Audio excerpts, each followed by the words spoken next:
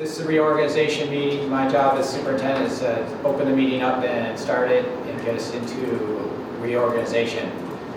And I'll do that here in a second. Today is March 2nd at 6:02 p.m. I'm going to call the meeting of the Maple Run Board of Directors to order. That's the first agenda item. The second agenda item is a review of the agenda. Are there any agenda changes? If not, I'd seek a motion to accept the agenda. So moved. Thank you, Susan. And a second? Second. Thank you, Katie. I need to call people, since we are in a virtual, I need to call by name. Nilda? Yes. Jack? Yes. Briar? Yes. Grant? Yes. Al? Yes. Joanna? Yes. Katie? Yes. Nina? Yes. Peter? Yes. Susan? Yes. The agenda is approved. I'd like to ask everyone to please stand and face the flag, which is in the corner, for our Pledge of Allegiance. I pledge allegiance to the flag of the United States of America and to the republic for which it stands, one nation, under God, indivisible, with liberty and justice for all.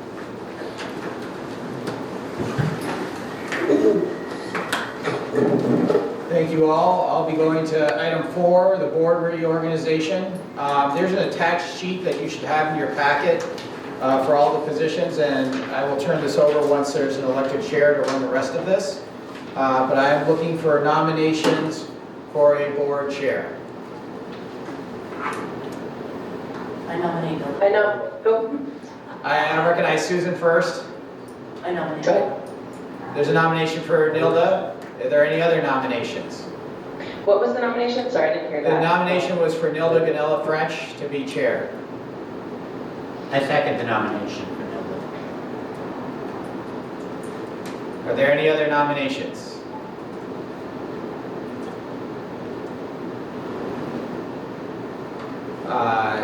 The nominations we close, the secretary cast one ballot for Delta.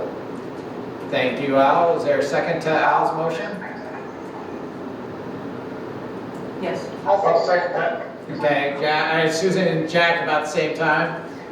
I will ask, go around again, I'll have to poll you said one vote, right, Al?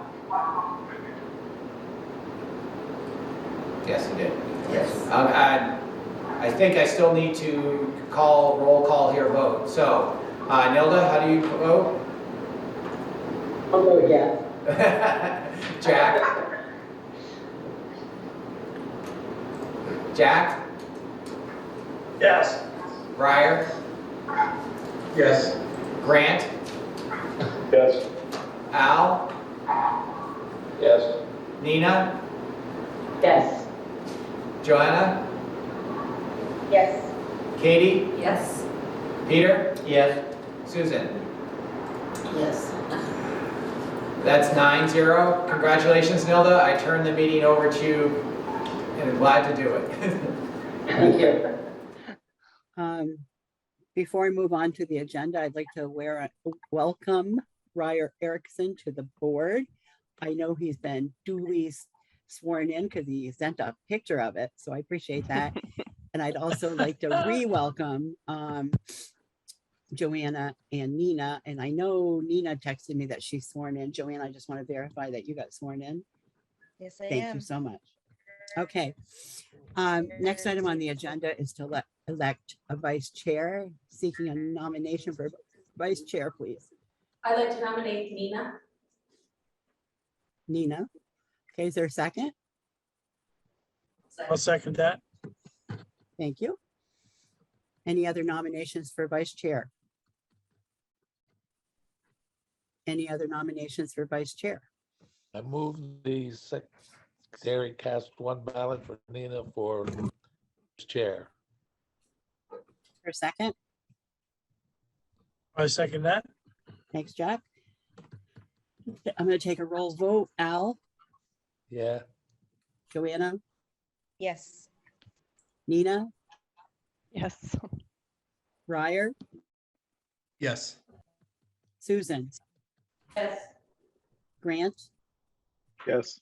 Katie, Yes. Peter, Yes. Jack. Yes. Nilda, yes. Okay, we need to elect a board clerk. Seeking a nomination for board clerk, please. Who was the board clerk before? It was Alicia, right? Alicia. Okay, so we need a new person to be board Or clerk. Susan was that before? I'm gonna nominate Susan. I'll second. Okay, we have a nomination and a second for Susan for board clerk. Any other nominations for board clerk? I will move Any the other nomination. nominations for board closed. cllerk? Move the ahead. nomination, closes, secretary cast one ballot for Susan. Thank you. Is there a second? I'll I'll second. second that. Okay, so Al, Yes, Joanna, Nina, Yes. Yes. Ryer, Yes. Susan, Yes. Grant, Yes. Katie, Yes. Peter, Yes. Jack, Yes. and Nilda, yes. Okay, one more of these. We need to vote we need to elect a person for the Collins Pearly Board Representative. This has been Al for quite a few years. May I have a nomination for Collins Pearly Board Rep? Thank you. I'll nominate Al. Thanks, Nina. Is there a second? Second. Thank you. Any other nominations for Collins Pearly Board? Somebody needs to make that vote that Al usually makes. Can you, or you can do it for yourself, right, Al? Go ahead. move that the secretary cast one ballot for Al Corey for Collins Early Board. Thank you. Is there a second? I'll second that. Thanks, Jack. Okay, Al. Yea or Yes, nay? Thank you. Joanna, Yes. Nina, Yes. Ryer, Yes. Susan, Yes. Grant, Yes. Katie, Yes. Peter, Yes. Jack. Yes. Thank you. Nilda, yes. All right. So the rest of these do not require us to get nominations. They're basically fill in the blanks with the right people. So professional staff negotiations and support staff negotiations, we usually create a team when we need them. So we have teams in place right now for the current negotiations. Let's see. Authorized board chair to sign teacher contracts, vice chair in the chair's absence. I guess we need a motion for that, don't we? yes, you do. Yeah, I need a motion to, may I please have a motion to authorize the board chair to sign teacher contracts and the vice chair to sign in the chair's absence? So moved. Is there a second? Second. Thanks, Jack. Let's take a roll. Al, Yes, Joanna, Yes. Nina, Ryer, Yes. Susan, Yes. Grant, Katie, Yes. Peter, Yes. Jack, Yes. Nilda, yes, thank you. That motion carries. We need to authorize those listed below to sign off on other contracts and award bids that are less than $40,000. So just for clarity, does that mean all of these people have to sign that, or each one of these individuals can sign? It means they're all authorized to do it. It's not that everyone signs, it means each person listed, each position listed here has that authority. Okay, so I guess I lied. We're gonna have to take another motion here. So I need a motion to authorize the superintendent, assistant superintendent, principals and directors, business manager, and the accounting supervisor for only purchase orders. Otherwise, the other ones to sign other contracts and award bids for less than $40,000. Have that So motion, please. Thank All you. of- Is there a second? Please. I'll second. Thanks, Jack. Okay, we have a motion and a second. All in favor, Al, Yes, Joanna, Yes. Nina, Yes. Ryer, Yes. Susan, Yes. Grant, Yes. Katie, Yes. Peter, Yes. Jack, Yes. and Nilda says yes. Okay. Next item is the hiring and terminating process. So superintendent recommends to the board for approval for administrators and teachers and professional staff. The principal recommends to the superintendent for approval as an FYI to the board. I don't think we need a motion for that process, do we? No, we don't. That's sort of the way it's been. Statute. Yeah, Yeah. that's statute. Yeah. I was gonna say, we don't have any real areas of change there. Okay, so we need to name the truant officers at the different And places. you do need a motion for this, Nilda, and I have names for you for each location. Okay, so BFA is, Heather Fitzgibbons. okay, At Fairfield, I'd like you to just say the principal of the school because we're in the middle of that principal hiring process. And it would make it so we don't have to come back and redo it. Stacy Rulo at Saks and Angela Stebbins at SATEC. all right, so we need a motion to have Heather Fitzgibbons at BFA, the principals at Fairfield, Stacy Rulo at City School, and Angela Stebbins at Town School as truant officers. Can I have a motion, please? so So moved. moved. All right, whoever the second person said something is the second. Was that you, Ryer? Yeah, I'll second it. Okay. All right, all in favor, Al, Yes, Joanna, Yes. Nina, Yes.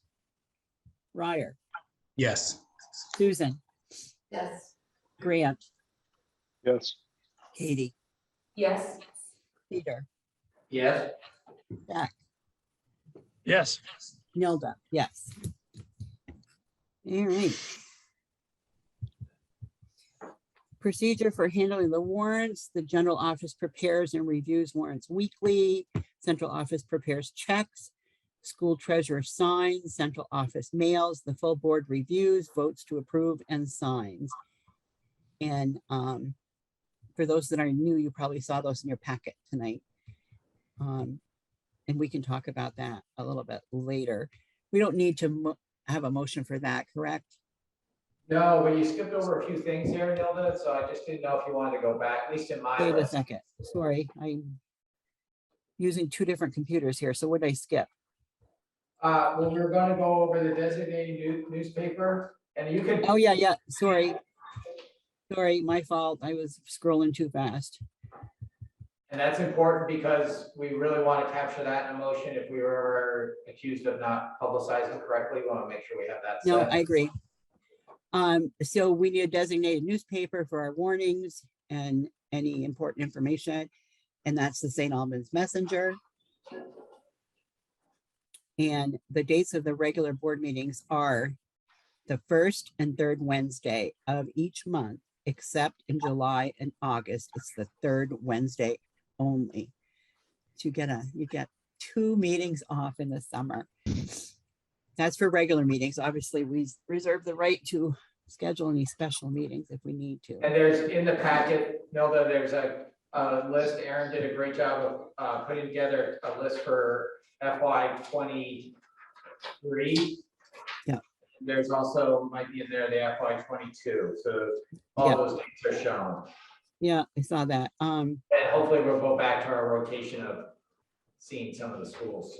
Right. Right.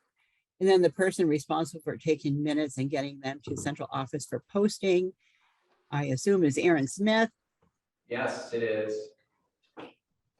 Okay, and then the method of posting special meetings.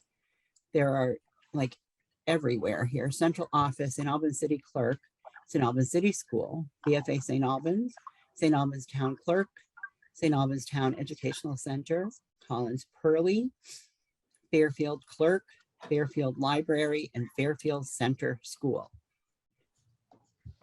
So I think you could adopt all of that in one motion. Okay, To have it recorded. all right, that sounds good. moved. So let's have a motion to adopt what we just discussed as the person responsible for taking minutes and the method of posting the minutes. Can I have a motion for that, please? So moved. Thank you. Is there a second? Second. Thanks, Jack. All right, all in favor, Al, Yes. Joanna, Yes. Nina, Yes. Ryer, Yes. Susan, Yes. Grant, Yes. Katie, Yes. Peter, Yes. Jack, Yes. and Nilda says yes. All right. See if I can not miss anything more here. Yeah, you ask it right now. Can I ask a question about the meetings real quick, Nilda? Sure. So the third Thursday in April is vacation. Are we still planning on doing that over school vacation? So the 20th?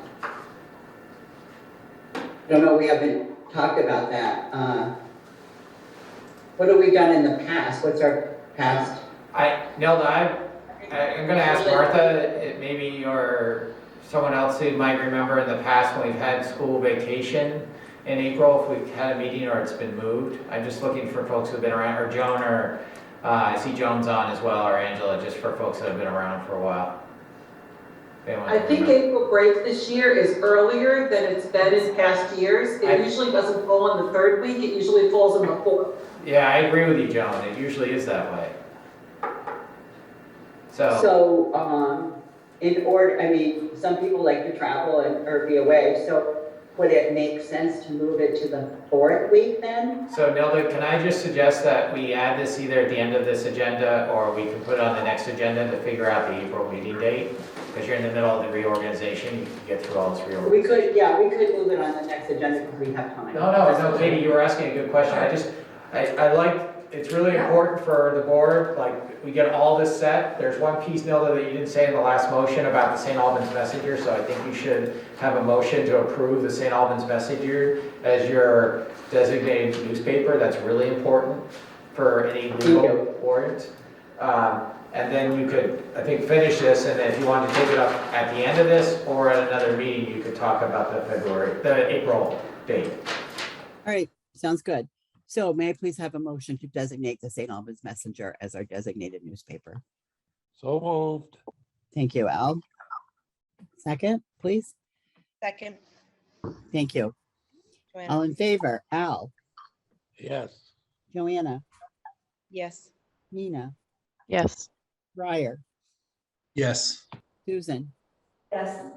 Grant, Yes. Katie, Yes. Peter, Yes.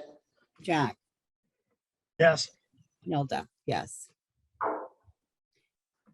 Now we have approval of purchasing procedures.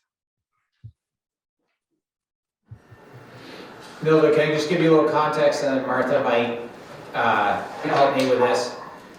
This past year, I want to say it was what, December, Martha, that the statute had changed where it allowed us to go from 25,000 to 40,000 for board approval, and below that, this board approved that before, so this is that same procedure that you saw earlier this academic year.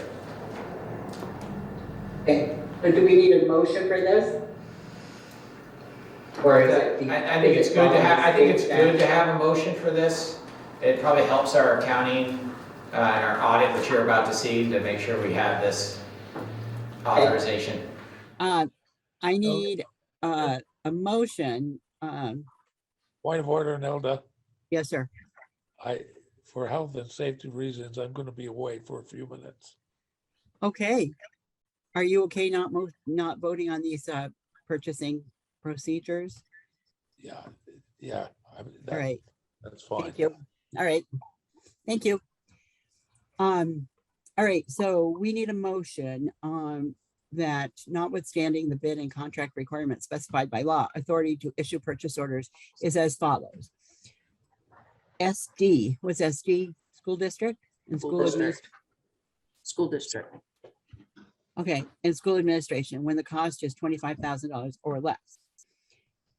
Superintendent or central office designee, when the cost is $25,000, over $25,000, but less than the 16 VSA 359 threshold, currently at $40,000. The central office designee with school district board approval, when the cost is equal to or above $40,000. With a note that says the amounts above relate to cost. For example, the total cost of a 2-year lease at $21,000 per year would be $42,000, requiring school board approval. However, the total cost of a $21,000 contract with an option years for renewal would only be $21,000. Okay, cool. I need a motion for all that, please. I'll make that motion. Thank you. Is there a second? I'll second. Thank you. All in favor, signify by saying aye. Aye. Joanna, Oh, sorry. sorry, I'm automatic here. Joanna. Did you say yes? Yes. Nina, Yes. Ryer, Yes. Susan, Yes. Grant, Yes. Katie, Yes. Peter, Yes. Jack, Yes. Nelda, yes. Motion carries with one absent.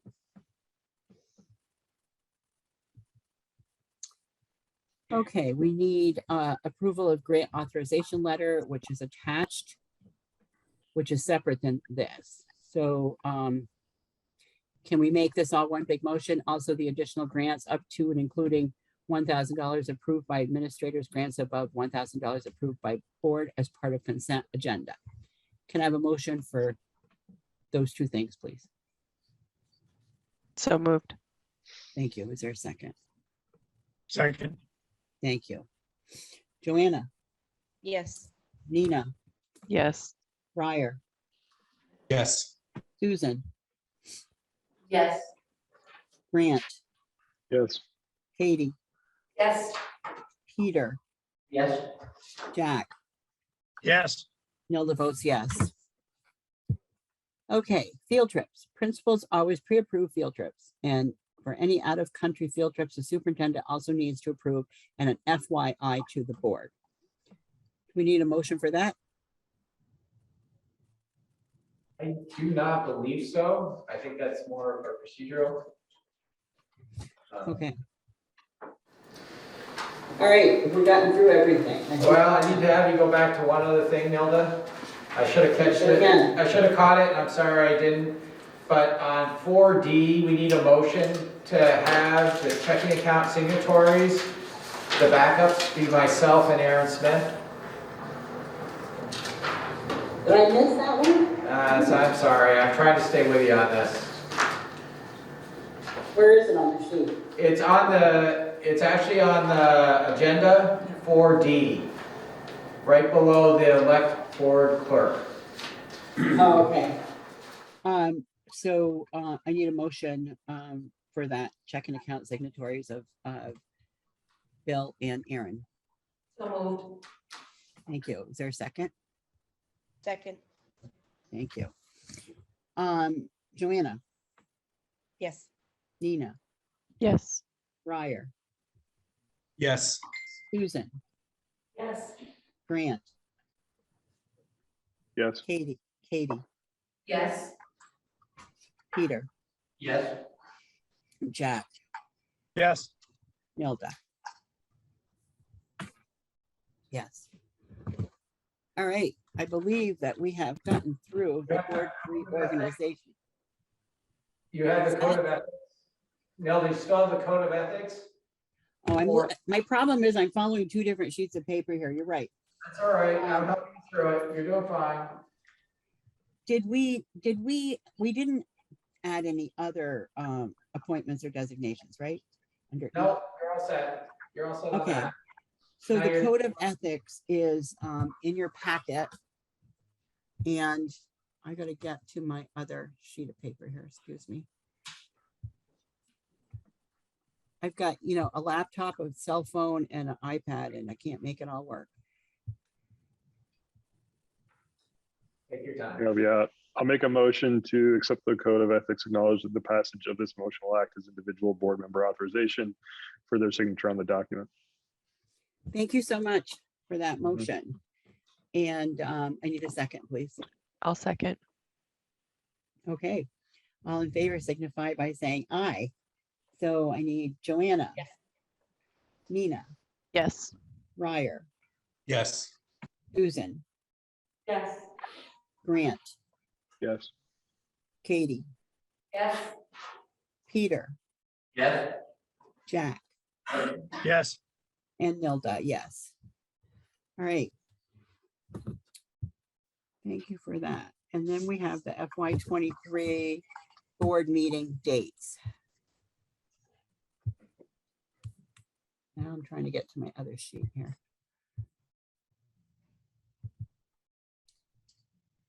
I think you have a sheet with all the dates laid out, right? Yep. And would this be a time that we might want to discuss the other date in April, or do we want to reserve that? That's up to you. You're the chair. Okay, well, oh, excuse me. Just one more moment.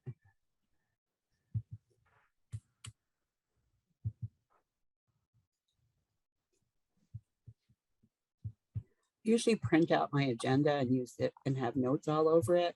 And I didn't get the opportunity to do that today. So I'm sort of, my toolkit's a little weak here today. All right. So let's discuss that second meeting in April. Is it the pleasure of the board to move that to a different date? And if so, would the next week, the fourth Wednesday of April be appropriate? Sounds good to me.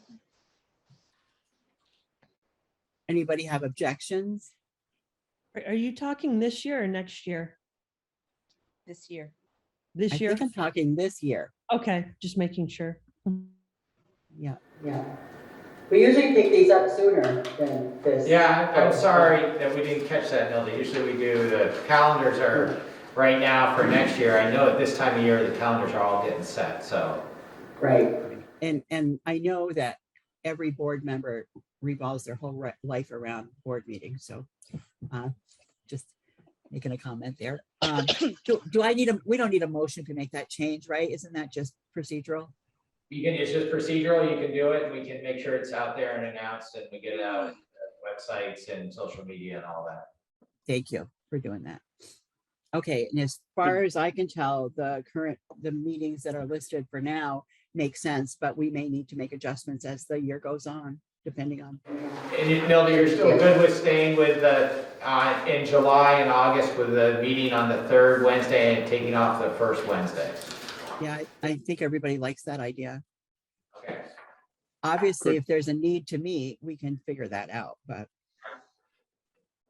Quick question, and maybe I'm reading something wrong. The document I have that's FY22 board meeting dates, all the dates on there, I think, are for Thursdays. Yeah, mine is the same. They're all Thursdays. I was curious about that as well. So that just- that's a typo, I think. Okay, Yeah, just those were set at this reorganization last year. So I don't know how that got set that way, but yeah, there it does read that way. Well, I I don't guess we think need this is to, official, but it could be updated. Yeah. Let me check the Yeah. website. Let me have can we update that and just send that back out to the board, please? Yeah, we can do that. Thank you. All right. moving on, we are now at the visitor section of the meeting. Are there any visitors in the room with you guys? No, they're not. They're not here. All right, and somebody just put in if somebody's online participating via Zoom and would like to speak, please put your name in the chat. Is there anyone that would like to speak that would like to put their name in the chat, please?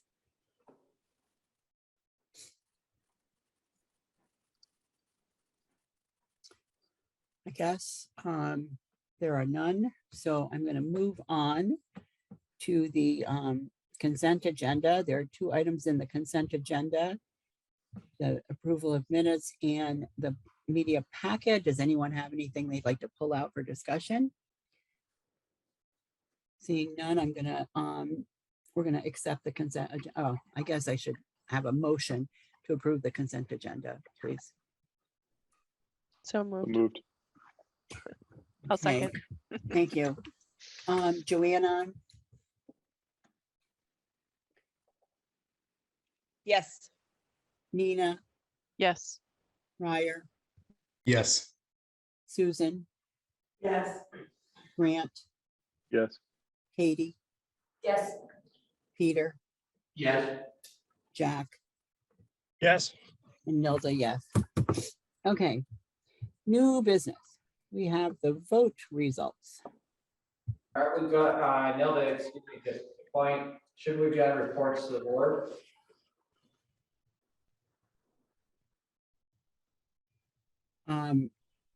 Wait a minute, I jumped ahead again, sorry. Yeah. Reports to the board. My computer's doing funny things and so is my brain, I guess. Governance update, please, is the next item. And I think Grant and his team were prepared to do that. Yeah, we are. Can I have sharing privileges?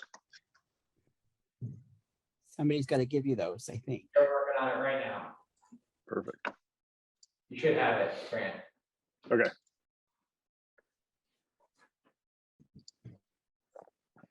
Yep, there's the arrow.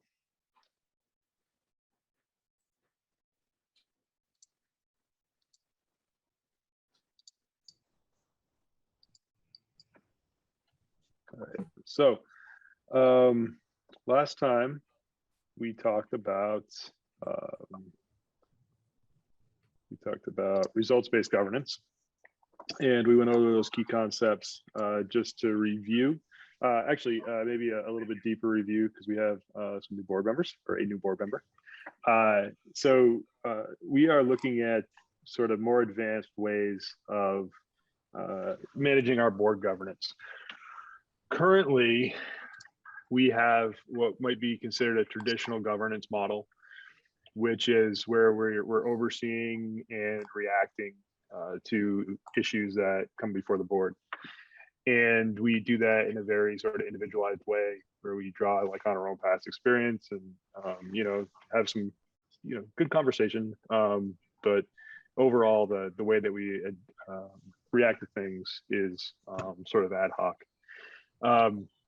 That sits on top of a constituent representational model, which is sort of statutory in a lot of ways because we are elected and we do have some responsibilities to our constituents. So you combine those things and you get sort of our current board makeup. We've considered 2 other types of board models, governance models. The first was results-based, and we talked about that over the past couple of meetings. Ryer, you probably were at those meetings because you're at all of them, and so I see not only I, so I won't dig into that. And so tonight we're going to talk about policy governance, and so we laid that out in much the same way that we talked about results, governing for results, and that is we set up the responsibilities for the board. And so in policy governance, we provide aims, the same that we would for a results-based. In policy governance, they're called ends. We will, and then things diverge a little bit. With policy governance, what you have are these sort of canned policies written by carvers. And you can just adopt them essentially as a board. And what they're designed for is, in a lot of ways, to allow some freedom for the superintendent, and then also to govern in the board superintendent relationship. And so in addition to the ends, you have like 3 main areas of governance documents. The first set of policies sets executive limitations. So that's, I have an example of one of those because that's probably the hardest one to, it's the least intuitive, I guess. You have another set that'll define the board superintendent relationship, and then which they call board management delegation. And then fourth set that talks about our governance process. That's kind of like how we run ourselves. And so the way that you do those is in this AIMS, that's sort of a customized to the institution. So, you know, that's where we would set up maybe a committee to determine what our ends ought to be. And we would have that be our ends policy. And the rest of them, you simply adopt the carvers policies and generate a monitoring schedule, and then you review and approve the reports. And like I said, I'll have an example of what that looks like. The policies, there are plenty of them, and each of these policies has like, I don't know, 10-ish subsections. So there's a lot here, a lot of guidance for the board and for the superintendent. But they're, you know, like I said, they're split up into 4 sections. You have your ends, your executive limitations, your board management delegation, and your governance process. I won't read down through all of them. I just wanted to put this up here. If anyone wants to look further, this is actually pulled from the Winooski School District website, and they're under policy governance. They could serve as a good model for us. I'm sure that you know, we could get in touch with their superintendent or you know, probably the board and you know, see how it's working for them if we wanted more information on this. There are a couple here, or at least one that's optional, and that is this race and equity policy that would be under the executive limitations. So you know, that might be one to check out offline later on. But here's the full list of policies that we would be, you know, needing to familiarize ourselves with. Some examples. So for every one of the sections, there's a global policy. And so I've just transcribed those here. What Winooski's done for their ends policy is a very broad ends policy. We could do this. This reads, you know, a lot like a mission statement or a vision statement, but it is actionable in a way that maybe our current one isn't. And so, you know, so there's, you know, you could have a very broad, big end statement like this. I think you could also have more focused end statements. You could have several that might be a little bit more detailed if we wanted to go that route. And again, that might be the job of a committee to figure out exactly what this ought to say. The executive limitations are set up kind of like, you know, I think of them like traffic laws. You know, you can go out and you can drive your car and you can, you know, basically, you know, do what you want as long as you don't break some rules. So all of our traffic rules are set up, they're designed to tell us what not to do, right? You shouldn't exceed a speed limit, right? You have to stop in this location, right? You're not gonna pass this point without stopping, right? And so they're like limitations. And so the rules for the superintendent are set up the same way. The big one is, you know, I you know, reproduced it here. Superintendent shall not allow, cause any practice, activity, decision, organizational circumstances unlawful, unsafe, imprudent, or a violation of community accepted educational and professional ethics and practices. All the rest of the limitations are sort of an extension of this. And again, we can go back through, and or you guys can go back through on your own and figure out what those say. The board management delegation defines the relationship between the superintendent and the board. And I think I pulled my example I guess I pulled my example from my executive limitation, but these ones are pretty straightforward as well. And then the governance process, so for us, that's sort of like how we govern ourselves. There's some procedures. And so I'm going to go through like one example of one procedure.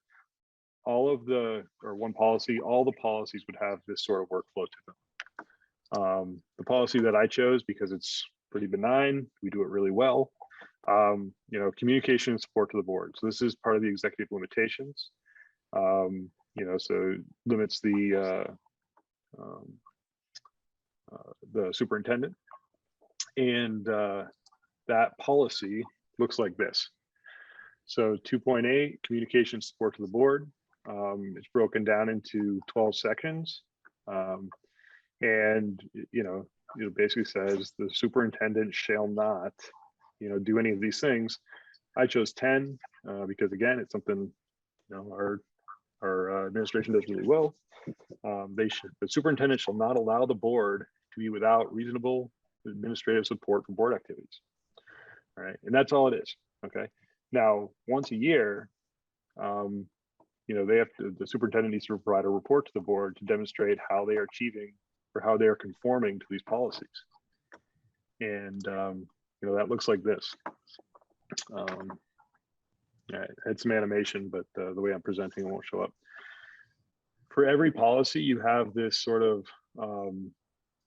cyclical workflow where the board establishes the policies. What they call the CEO is actually the superintendent in our case, will prepare an interpretation of that policy.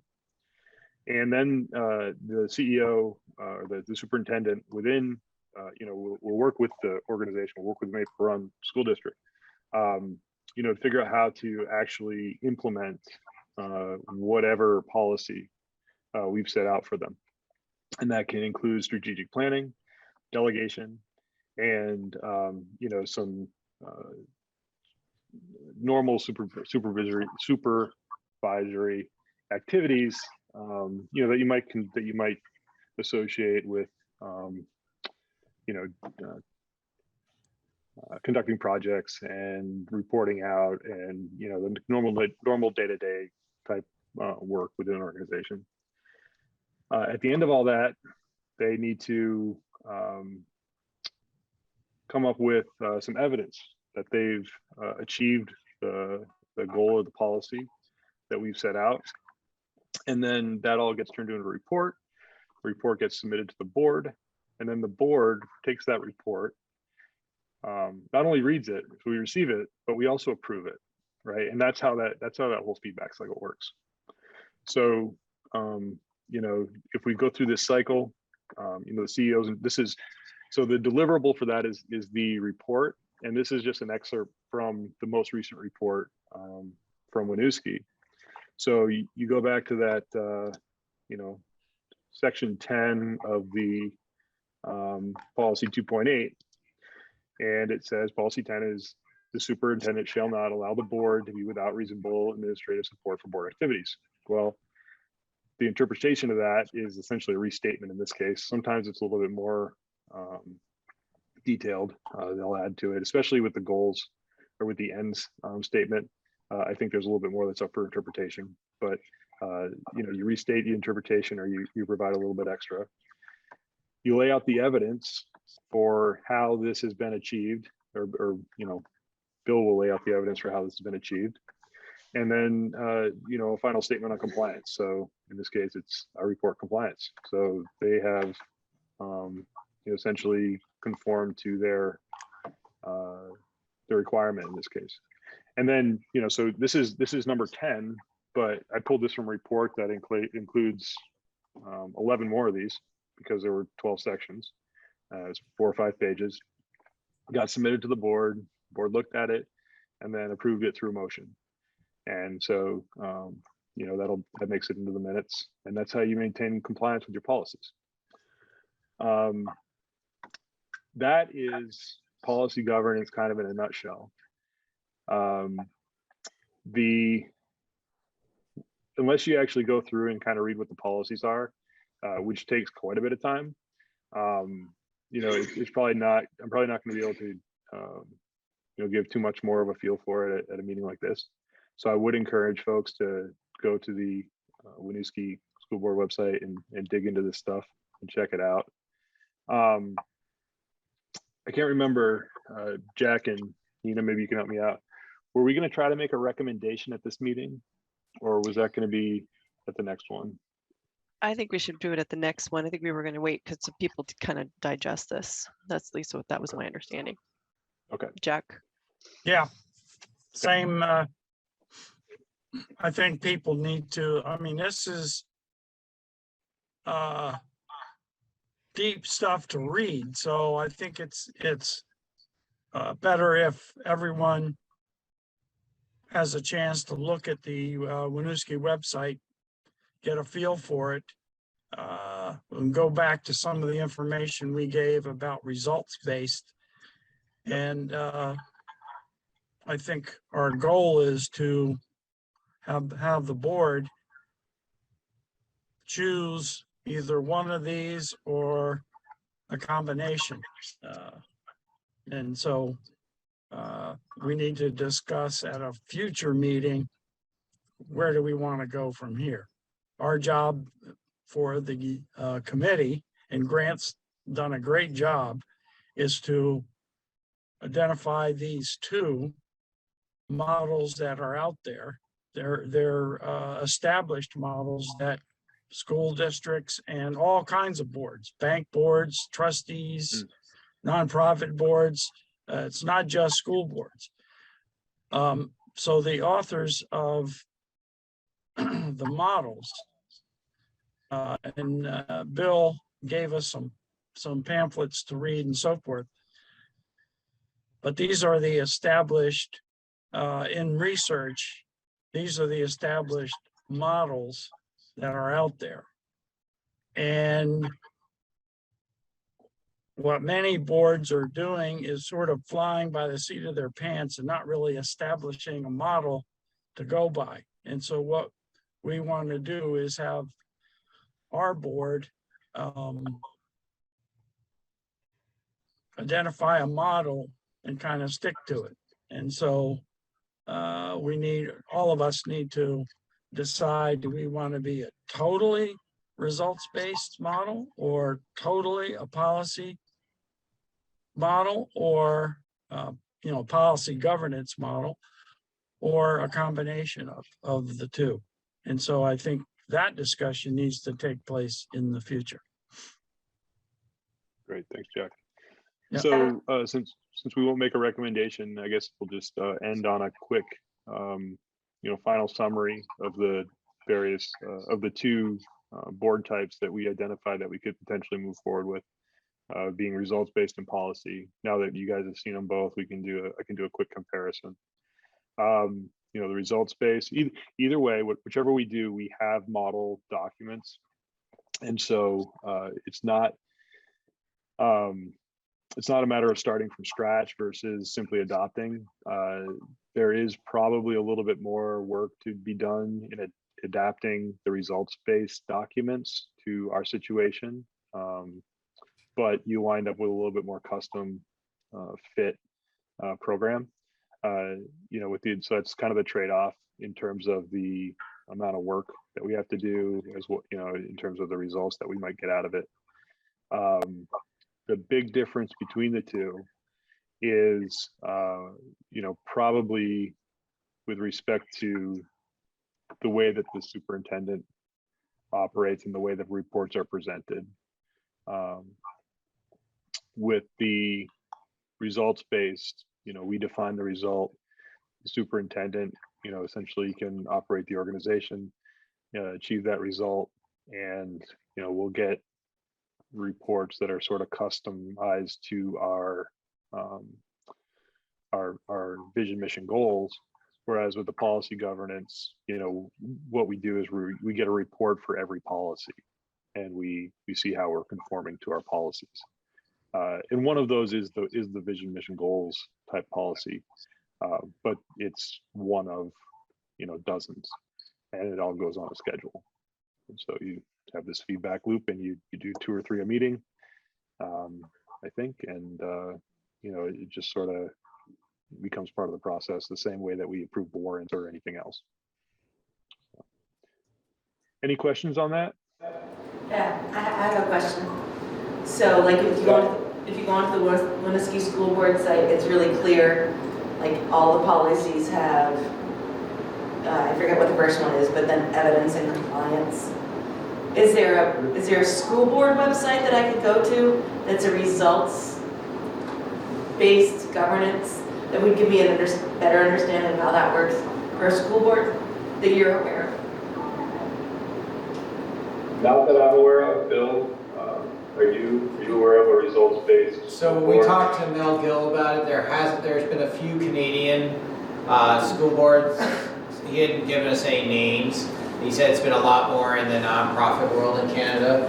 Canada and the UK are kind of leading the governance work in the world on boards. Is there a not-for-profit board that I can jump onto? Yeah, I have to go back and look at some of this stuff. I can see if I can find that. Also, Grant, one of the things I'm going to make sure I write a to-do for is to make sure we get a copy of your slides out to the committee slides out to every board member so they can have them.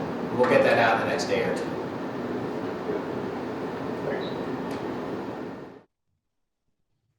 Great. Any other questions?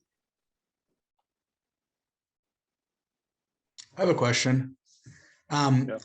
How would with the difference in terms of how the board is governed or governing, how does that affect the operations of the school? So for instance, with the results-based governance model, how does that change the way, for instance, like data is collected? Because obviously it relies much more on like a data-based center. So how does that change the way we're expecting to receive reports and what is in reports?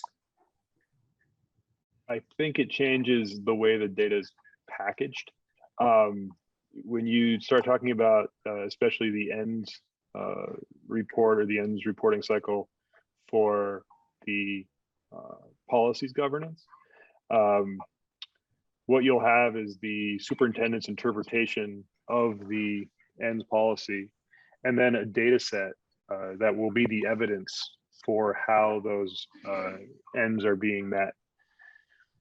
With the results-based, it'll probably be a little more granular, if I had to guess, because you would have, I think, more individual aims, and they would get reported out on sort of on that granular basis. And so you would get the data, but you might also get maybe a deeper explanation of what it means, because there would just be, I think, fewer reports, but they might be more data centered, each one. So you might get a more in-depth accounting of what's going on. There was more to that question though, I think, than just the data. Did I answer your whole question, or was there more? Yeah, no, I think that answers it Okay. pretty well. Great, thanks. And Bill, is that right? I want just make sure that, because you guys are the ones actually doing the reports. Yeah, no, I've worked under the policy governance for basically 3 different boards, and the data requirements can get as in depth as you want, as the board requires, because it's really about, does the board accepts the report into the minutes, but then do they approve of the report? And they can reject it for not having details. In the results base, I think it's a lot more customized, as you said, Grant. From reading the work from Mel Gill, I haven't worked under that system. It's really on how you want. I think the biggest thing is how in either system, how you set up the calendar for reporting back and the detail which the board is asking for. And since we've been talking about this, is something that I see really crucial for a board to be able to set that up so there's clear communication and expectations about what that is. And I did remember, so Ryer, I think the first part of your question talked about, how does this tie into the actual operations of the organization, right? And the way that works is, I think, 2 ways. The policies governance, there's various policies that actually, would cover the operational activities. And so that's how that would work. In addition, though, the aims or the ends, I think there's a really close tie-in with curriculum. And so we would make sure that we're developing our curriculum to meet those ends. Right. And that's actually in a lot of ways, I think how this discussion started was trying to define the curriculum to make sure that we have this, portrait of a graduate, that we understand the requirements for graduation. And we can do that in a controlled way. Go. Yeah. Back to you, Any other Nilda. Yeah, any other questions? So that's a lot of work you guys did and a lot of information that we need to make a point of going to that Winooski website and looking at some of those details. So what's the pleasure of the board as far as what agenda do you want to put this on, the next one or the following? I don't want to go too much further than that. So because we would want a recommendation from you guys, Grant, and then a opportunity to discuss. So there's a few different ways we can do this. We could do it through the Bill. I've forgotten the name of the tool you use again. Yeah. Where we Oh, the thought exchange. Yeah. thought exchange. So About that. what may make sense is to put out a thought exchange that has some sort of open-ended type of feedback, so that as people go through the either the Winooski website or I think we can also provide the base policies for the results-based as people work through. They're up on the resources in the board's website. Yeah. So as people go through that, if we had some open-ended thought exchange questions on there, that might be a good way to do it. And if we were to do that, then I would propose that the governance committee has a chance to meet at least once to look at the results of that thought exchange and, try to compile it into something digestible. So then maybe we talk about this at the first meeting in April, or? That would be comfortable, I think, for us. Right. The second, the next meeting would be doable, but the one after would be comfortable. Okay, well, we want to be comfortable, and I want everybody to get the, I went to the Winooski website a couple of, when we first talked about it, and you explained things much better than what I garnered from scrolling about the website. So I think now that I've heard how you connected everything, I think I can probably go back and do it a little better. So let's, Aaron, let's get that, make sure we put that on the agenda, not for the next meeting, but the following meeting. So it would be the first meeting in April. Thank you. Next item on the agenda is the FY21 audit, and I'm going to turn that over to Martha and company. Do you want to speak to it at all, Bill, or you want me to just take it? All you, Martha. All you. Thanks. So we finally got our final audit for FY21, and it's in your packet. It's, I don't know how many pages, probably close to 100 pages long. No, maybe not that much, 75 pages.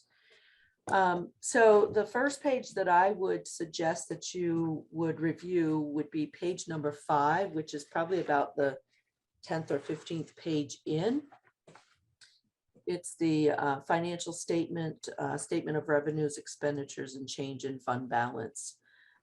This has 3 columns of information on this page. It shows the general fund, special revenues, and then the total.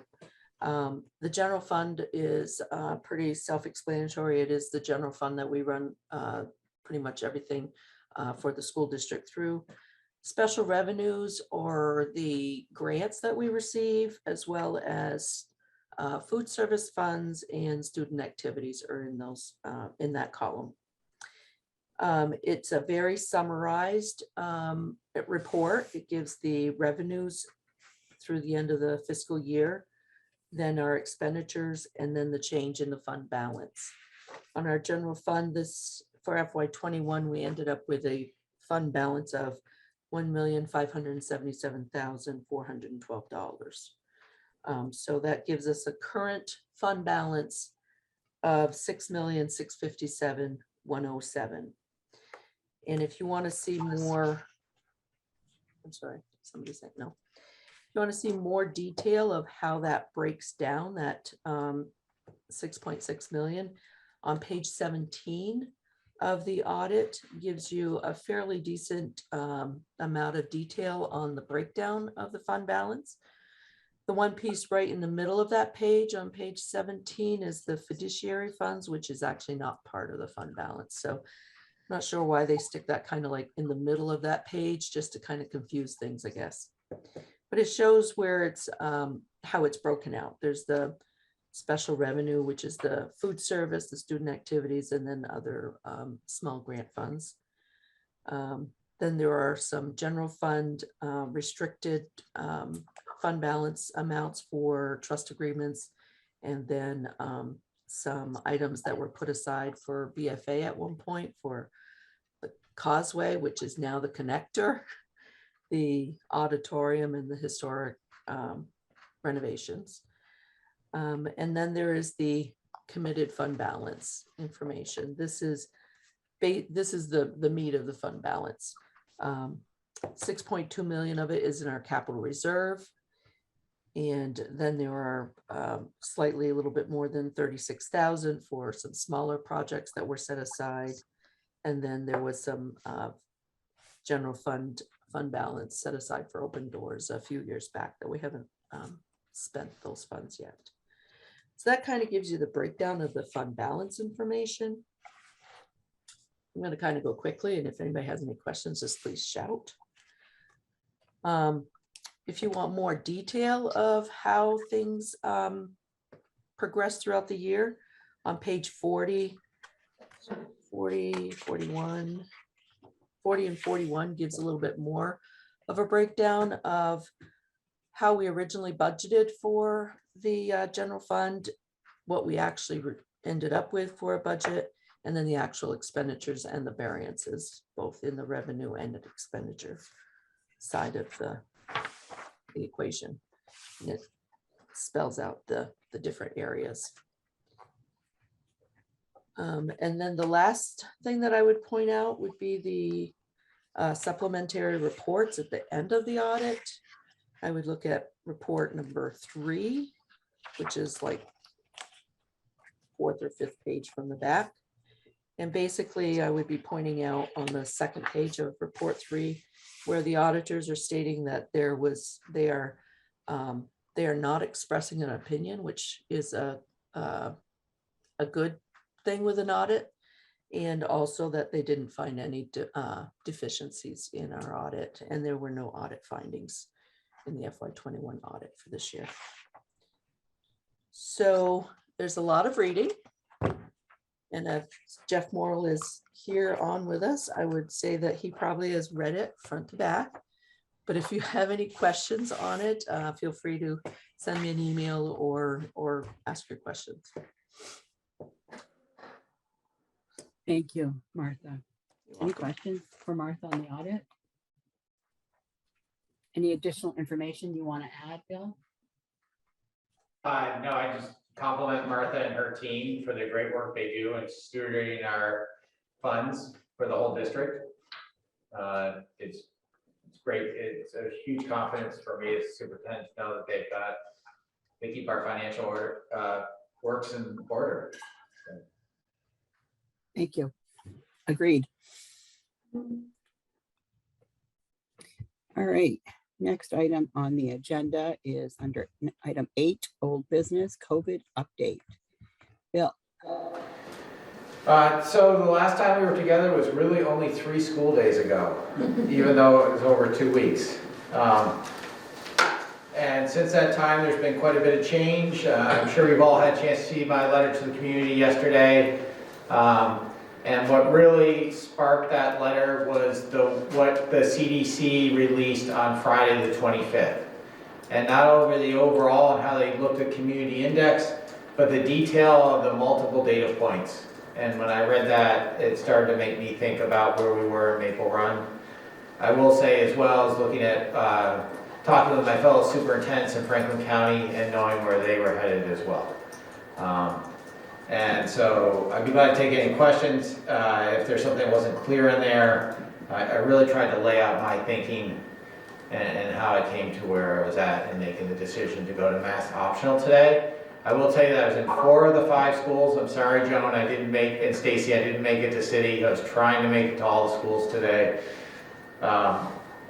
And I'll say more in my superintendent's report, but I saw kids being supported in wearing masks if they wanted to, as mask optional. You'll see some of us are doing that tonight here as well. So. Thank you, Bill. Any questions?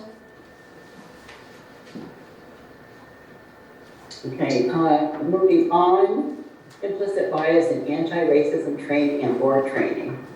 Bill, I think you have, there's something in the works for tomorrow that we can. Well, I can't say it's myself. It's Vermont School Board Association, Vermont Principals Association, and Vermont Superintendents, as you may or may not know, have been working with the Insight, I believe it is, Insight Education Group, which is an equity support group that they have hired through a grant to work with the 3 organizations to help folks, help leaders in Vermont lead equity work. They have a webinar tomorrow on March 3rd. I sent this out right after the last meeting because I received it on that Thursday. And Ryer, I hope you got a copy of this. I sent you an email as well. I should have gotten you that as well. If you can't make it, I'm going to be there tomorrow from 4 to 5:30. I've worked a little bit with them to learn some of the steps and what's worked and what hasn't worked and some key lessons. There's been a lot of key lessons lately for districts. And they're going to record it. So if you're not able to be there, we'll make sure we get a recording to all of you. As I said, I plan to be there as part of that. I know that in the last meeting you were talking about, as a board, when I say you, plural you, about board leadership with this, so that in your own training. So I offer you that.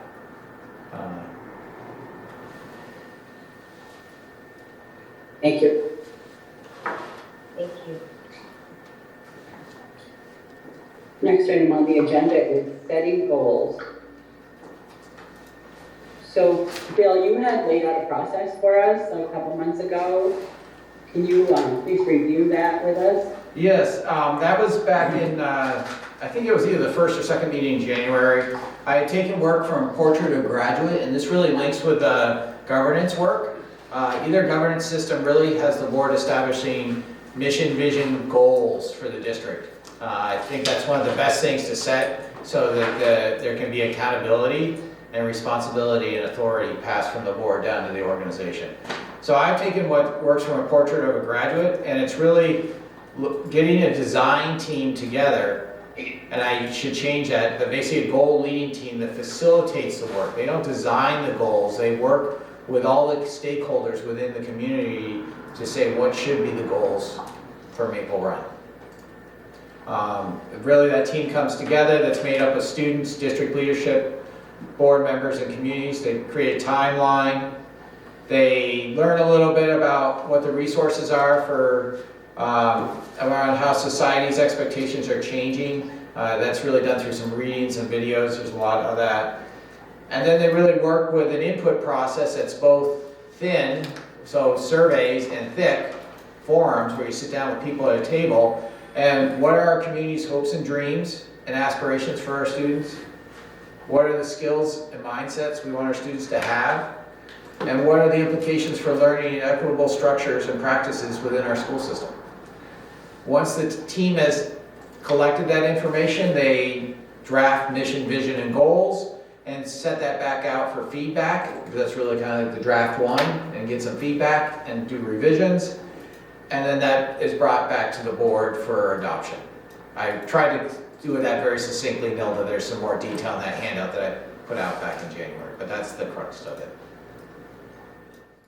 Thank you. So, we need to do some work on this at the board. And, is it valuable to have a subcommittee to look at goals?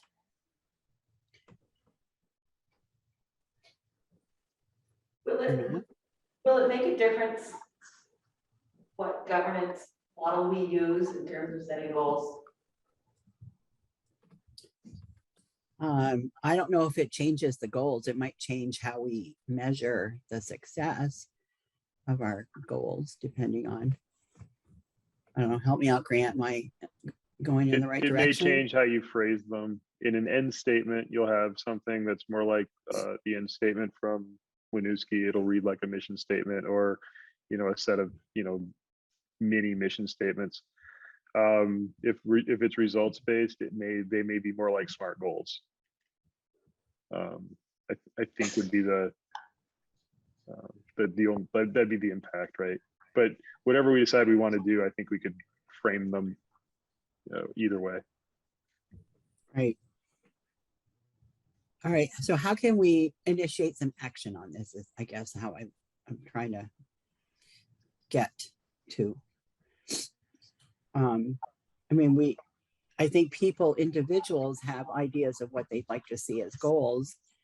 And I think we need to come together and do sort of a brainstorming process and get to what makes sense for this school board to adopt as goals for either short-term, long-term, or halfway. So Yes, Grant. I think maybe at one point this was envisioned as a place for some community interaction, not just a board subcommittee. Yeah, that would be Sort great. of like how we did the like superintendent search, the, you know, SRO committee, that sort of thing. Yeah. Well, we might be in a place where with the COVID down surge to be able to do some community event soon.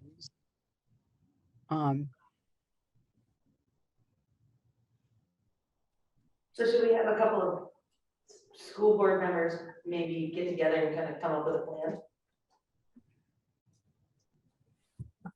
Will you say that again, please? Should we have a couple of school board members get together and come up with a plan on how we're gonna approach this? I mean, I don't have a problem with doing that. I just, you know, I don't want to be accused of kicking the can down the road. I guess I think we've had this on the agenda for a while and we just need to move in some direction. You know, when we had our retreat, you know, we had talked about getting regular reports to the board, and we have been getting those different types of reports. We haven't seen a whole lot of reports on student data yet. And do we have that scheduled somewhere, Bill? Yes, I'm sorry, I don't have it with me right now, but we do have that schedule that I presented back in the fall. Okay. And then, you know, and Bill and I were talking earlier, and looking at the results of the budget vote, I mean, the budget passed, and I'm grateful for that, but there are quite a few no's in there. And I'm wondering if we as a board need to get deeper into and I hate to say weeds, but understand the budget maybe a little more. And Martha, I referred to you when I was talking to Bill, because I remember the days when we had budget meetings that were, you know, a couple hours long, just budget, and we were maybe too detailed and too into the weeds, but we've gotten kind of the other way. And I don't mean to suggest that we're not doing our due diligence. We're just trusting a lot in the numbers and stuff. And maybe there's something we can do with that. And I don't know how to turn that into a goal, but I would like us as a board to be a little more literate with the budget as a group. But that's kind of something. And then of course we need to do something with the you know, wherever the implicit bias and racism training goes, that there might end up being a goal in there, you know, like you know, you showed it in your example, Grant, that it was an optional policy, but maybe we need a real policy on, racism and stuff like that. Go ahead. Yeah, just sort of, something to be careful about. We do have two kinds of goals, right? We have board goals and we have organizational goals. And Yeah. I think the goal setting that, Bill brought up in January was organizational goals. And I kind of see you trending into board goals maybe a little bit. Yeah, I was. So we need to keep those separate. The committee that I was talking about that would be, include community members would be for organizational goals. And the board goals, I think we could do, as a subcommittee of the board or at a board retreat. Okay. And I do tend to cross those lines a lot in my brain. Sorry. Yeah. It's sometimes they feel like they could be the same things in some ways, If, So if we, if I could, I think Susan had a good point of getting a group together, a small group, to try to figure out the kind of plan the process and say, how do we get the, as your superintendent, I would really like organizational goals from the board. I want to give input to it, but I think the board needs to adopt those organizational goals. I think that will provide the accountability this board's been talking about since I've been your superintendent, and we talked about it at the retreat. And frankly, I'll feel a lot more assured that they're there than trying to guess at them as a superintendent. Versus board goals. But there can be board goals too, for you as a board and how you want to do your operation, and that's part of what the governance policies in either one, in results-based or policy governance, do for a board sometimes, and sometimes you have to set your own board goal as well. so the subcommittee could start with organizational goals and maybe morph into board goals too, as far as process. I think they designed the process to engage all the stakeholders. That's the key, for me, that's So the really we key lay out the phrase. process, Yeah. that this board subcommittee would lay out the process. Okay, So I'm getting confused. I'm gonna see if there's any volunteers that would like to serve on that committee. I think Susan has a question for you first. Yeah, because I'm getting Excuse confused me. again, like, One moment, please. Susan, what's your question? but, well, it's really I'm more confused again about the difference between board goals and organizational goals. So give me an example of a board goal versus an organizational goal. Oh, that's the dreaded question. Grant, you have an example? Yeah. So organizational goals will be, similar to what I put up for the aim statement for the policy governance, or they could even look like our mission statement. It's what we want the kids to achieve when they graduate, or what we want their experience to be like. Maybe, we want them to be, successful in life, however they choose to define that. Those are like, those could drive our organizational goals. The board goals are things like, getting trained on racial or socioeconomic equity matters, or having a governance process. Could be a board goal for 2022. Just simply adopting one and sticking with it. Stuff like that. The way that we run ourselves and what we want for ourselves. Okay, Does that help, Susan? that helps a lot. Okay.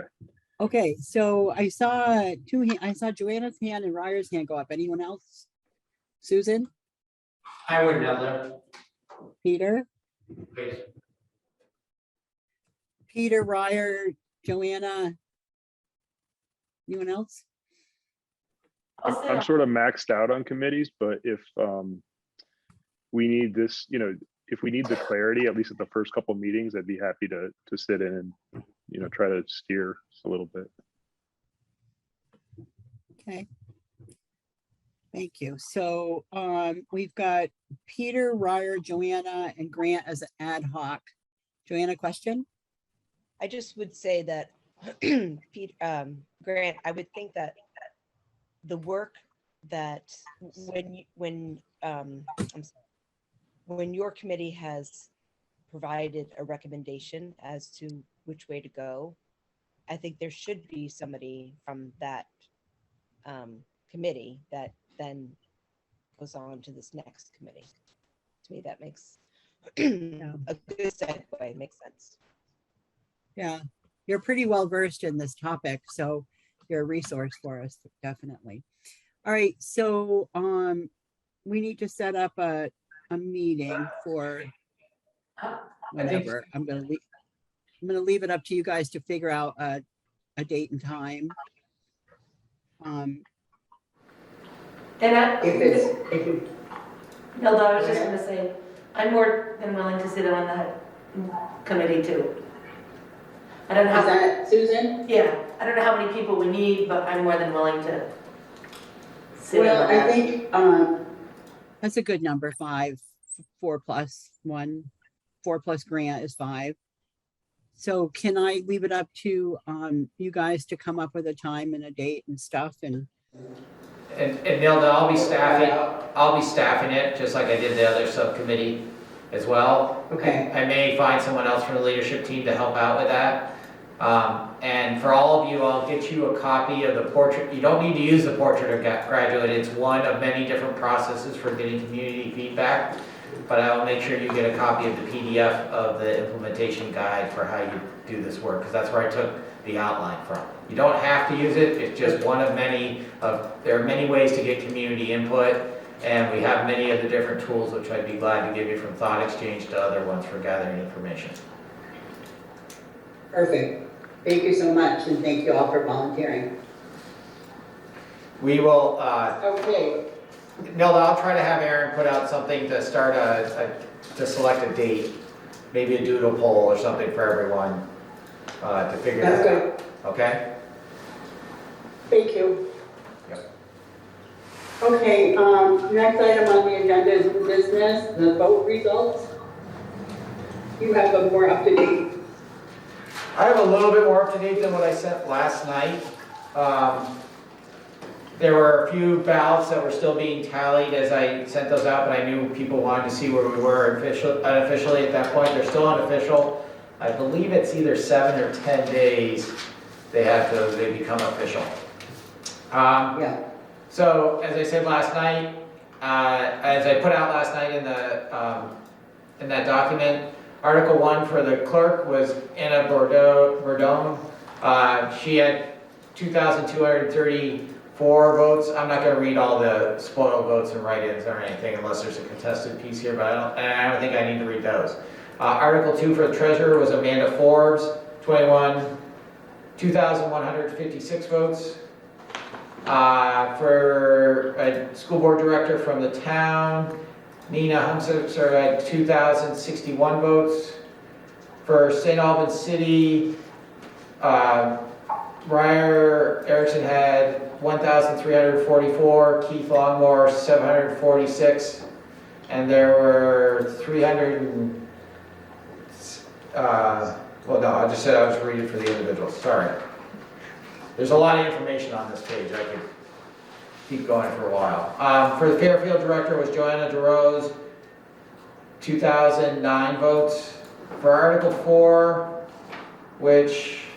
Article 4 was the one for the board of directors to borrow, was 1,821 yeses, 638 noes.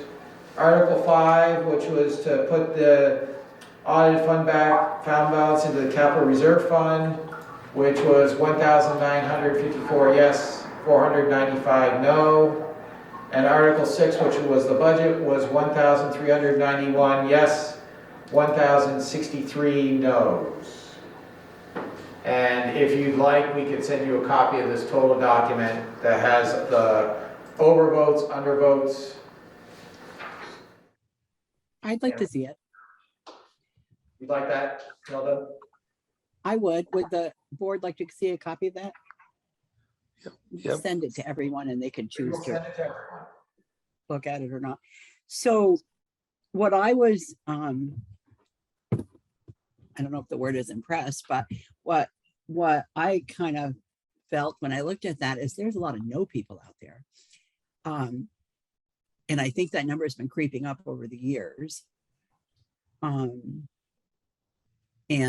that's why, you know, in talking with Bill earlier today, I thought, do we need to understand the budget better? Does that, well, would that help us as a board, you know, trying to talk to the budget and understanding it and stuff? I know when we discussed the budget, I know that there were a couple of us that were a little concerned about the way the direction went. And I know that there are, you know, public listens to our meetings. If they're not present at our meeting, they can listen to it on, you know, whatever the platform of choice is later. And, you know, that could serve to maybe taint the waters too, you know, and just a comment. I mean, I don't, you know, that was the thing that struck me.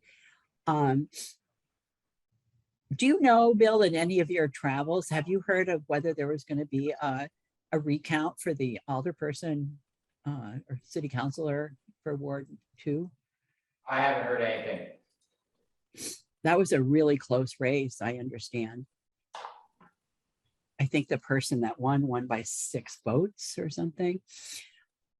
I would ask for a recount, especially with the every single time I've seen a recount, the numbers change, which tells you that something's happening. Any other discussion related to the vote results? Okay, so go ahead. Jump into it. Go ahead. You're good. I didn't hear you. I was just gonna say that it doesn't surprise me. You know, if you look at the number of people that come to the budget information meeting, I mean, I don't know that there are that many that went to it, other than the school board, which is typical. I mean, when we have them in person, you might have half a dozen people there. So that doesn't really surprise me. And I guess the other thing is, as a taxpayer, you know, if I'm looking, again, I said this before, if I'm thinking I'm gonna have an 8% increase in my taxes versus a very small amount, you know, because that's the way it's written on the budget, I guess it doesn't surprise me that we had that many no votes for the budget. Thank you. Great, next item is new business. So we have to take action on that FY21 audit that we just were. Can I just say something? Yes, ma'am. I'm sorry. Go ahead. Sue, I hear what you're saying, but we are taxpayers who also pay for, you know, fire trucks and everything that, and salt, sand for our roads, and there's never that many no's for our town budgets, and there's not ever that many no's for our firehouses and fire programs. And so it comes down to what our community values, and so we need to work on, I guess, improving the value of education, because it costs money, and it's just as important as our roads and our bridges and our infrastructure and our personal safety. And so it's really a cultural thing that we need to work on. Our taxes pay for all of these things, and the closest race, unfortunately, typically is the school budget. Yeah, I agree. And I think we especially need to target people that don't necessarily have children in the school system, because I'm sure we've always heard, I'm sure all of us have heard, why do I need to pay taxes into the school system? I don't have any kids in the school system. At least I've heard that multiple times. So I think that you're right, we do need to do a better job of explaining and supporting our entire community to support the school budget. Right. Yep. Good points. All right. Moving on to that FY21 audit, we need take action to do we accept it or approve it, Bill? Except it would be great. Okay, I need a motion to accept the FY 21 audit as presented. So moved. Is there a second? So moved. I'll second. Any discussion? Okay, Al, Yes. Joanna, Yes. Nina, Yes. Briar, Yes. Susan, Yes. Grant, Yes. Katie, Yes. Peter, Yes. Jack. Jack. Just wave, Jack. I did. Okay. Yes. Sorry, I was Nelda says muted. yes. Thank you. All right. Negotiate. Negotiations update. Apparently we have some information that a sort of an update on some information.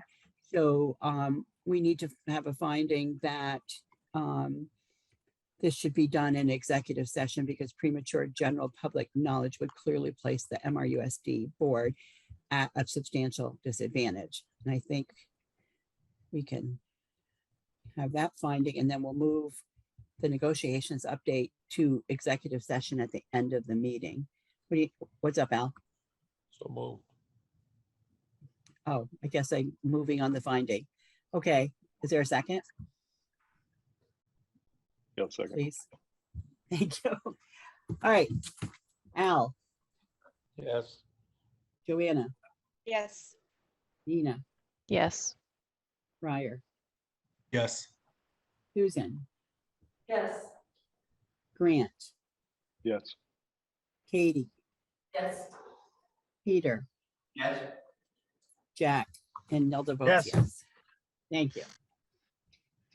Okay, so we'll do that executive session at the end.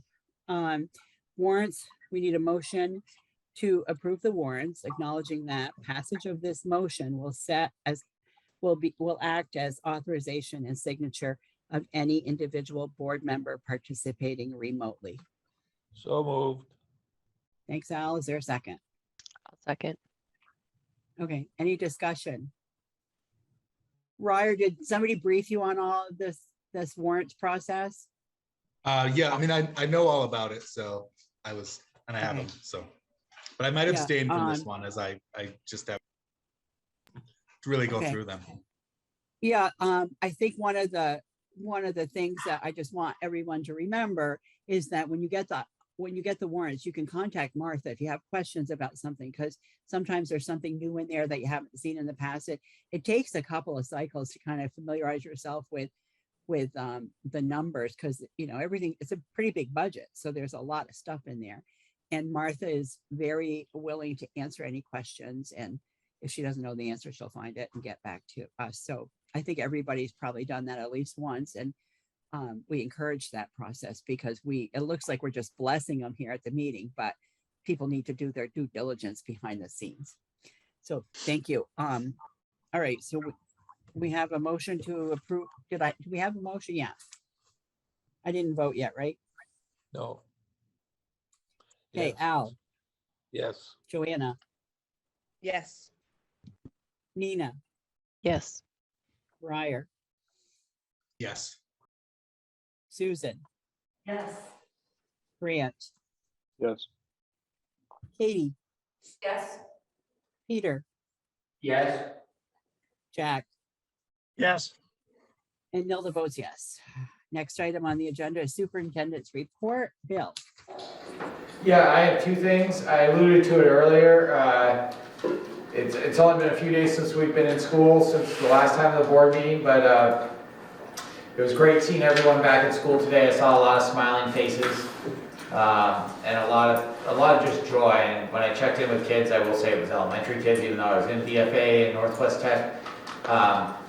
They were excited to be back at school. I didn't hear anyone say, "No, we're back at school." I heard a lot of excitement, so that was great to see. The second thing, and Ryan, I'm gonna send this to you, I should have done that, I was looking at this at about 5 o'clock. Every week or two now, you get a legislative update through VSBA, and it's the same one that goes out to VPA and VSA. This is getting to be over to crossover date in the legislature, so if a bill doesn't meet crossover, it means it hasn't been passed by either the Senate or the House, it probably will not go forward. There are some exceptions to that rule. But there's some things going on in the legislature right now, it'd be good for you to be up to speed on. The biggest ones right now that are going on, there's H329, an act relating to amending the prohibitions against discrimination. It actually gets a more refined definition of harassment, which is being supported by the organizations, and there's some good side-by-side comparison to the current law. The second one is about the pupil weighting factors of the draft committee. They've been changing. This has been going back and forth. I don't know about the current draft, but the draft that came in January would reduce the support that we would have gotten as Maple Run from the state. The weighting factors would have made it actually lower for Maple Run. We haven't seen, unless Martha, you've seen some modeling. I haven't seen any modeling since that last run in January. But there are some new weights in there. And then there's some things in there around the state's retirement system and an act allowing retired educators to come back for 1 year without losing their retirement. And a lot of that's due to the shortage of staff that we have across Vermont. If you didn't get this, and like Ryan said, I'll make sure I email it tonight or tomorrow morning to you so you have it right away. You will get on their email list soon, Ryer, as a new board member, so you're getting those updates. But it's a really good, I urge you to all take a look at that. The other thing that Nilda and I need to do, as we did it last year, was new board member orientation, which is really just trying to give some of the historical documents that we have and getting that up. I would invite other board members if you'd like to join that. Ryer, we'll have to put you into the discussion of a date that we can sit down and do that. Some of that's using some of the essentials works from the SBA and giving you some of the bylaws from when Maple Run was formed as a merged district. But we had, I thought last year, and Katie and Peter right next to me, and Grant, you were part of that. I thought that was just a good time to kind of discuss that history and have that. I might ask a few other colleagues that have been around here for that to help weigh in. Yeah, I guess you guys just need to work through the calendars and come up with something that we can do in the next couple of weeks. Yeah, and I will, Aaron's gonna, as he always does tremendous support trying to figure all these things out for us. So I think I've given him 5 or 6 tasks tonight already. Sorry, Aaron. Yeah. So I just thought of something. Ryer, I thought you said, I think I coaxed you into voting, and I thought you said you wanted to abstain from the warrants vote. Is that correct? I read through them all, and I wasn't sure if you would all, if it was okay if I was voting. I think that was the biggest thing. Oh, but no, I went through it's everything fine. today, so I just wanted to make No, sure. you're it's okay. good then. I just wanted Okay. to make sure I Yeah. didn't like just Yeah. coax you along because I was going down the list. That's Thank okay. you. Yeah. Okay, next item is board announcements. Anyone have any announcements to make? Yes, sir. I just wanted Right. to, first of all, I know it's March is Women's History Month, and I know I'm taking over Alicia's spot. So I just really wanted to thank Alicia Sawyer for being just a tremendous board member. I gained a lot of inspiration. I learned a lot from her, and I just really appreciated everything she brought to the board. So as a guy taking over a spot that a woman formerly held, I can't help but give her a lot of gratitude and thanks for that, and just for the amazing women on this board who show up every day and just are powerhouses. And I, give my daughter a great role model to look forward to. So I just want to thank all of you women on the board as well. And I also just wanted to say I had the opportunity yesterday to stand with Cooper O'Connell, who works for the BFA Mercury. He's a freshman, and he was incredible. He stood out there for hours trying to get people to talk to him for the community news service, which is a UVM kind of extension program. They work with high schoolers. And I had the opportunity to talk with him a little bit earlier. And when I met him in person, I was shocked to learn he was a freshman. And he just was an incredible guy. And I think that just speaks so much to the amount of work that Maple Run does to just put forward students who are amazing and willing to have their, worldviews kind of shattered a little bit. And then, willing to have an open mind. So I just really wanted to give a shout out to the BFA Mercury for having a student like Cooper, who is just such a powerhouse. So. Thank you, Ryer. Yeah, you wrote a great article for the Mercury. It's very insightful. Any other comments? Board announcements? All right, moving on, agenda for future meetings. We do have 2 students that are going to come to our next meeting with a couple of presentations. And otherwise, we kind of laid out a plan for a couple future meetings earlier. We will go into executive session once all the business is done. So do you have somebody from cable? Do you have somebody filming, Bill? Yes, we'll go into a Breakout room? Breakout room, thank you. Breakout. I have to go sign out All right. of my first. And Okay, Susan, so we need the board and Martha and Bill. And I think, I'll let you guys decide, but Peter and Katie can decide based on the topic. Whether they're coming. So I need a motion to go into executive session, please. So moved. Second. For a second? All right, thank you. Al. Yeah, just say yes or nay. Yay, yes. Yes. Joanna, Yes. Dina, Yes. Ryer, Yes. Susan, Yes. Grant, Yes. Katie, Yes. Peter, yes. Jack, Yes. thank you. And Nelda, yes. Okay, we're gonna move into the breakout room, follow the instructions on your screen. Okay, I just mentioned that we're out of executive session. There was no action taken. Is there any more business that needs to come before the board? Hearing none, we are adjourned. The time is 8:04. Please turn off the recording.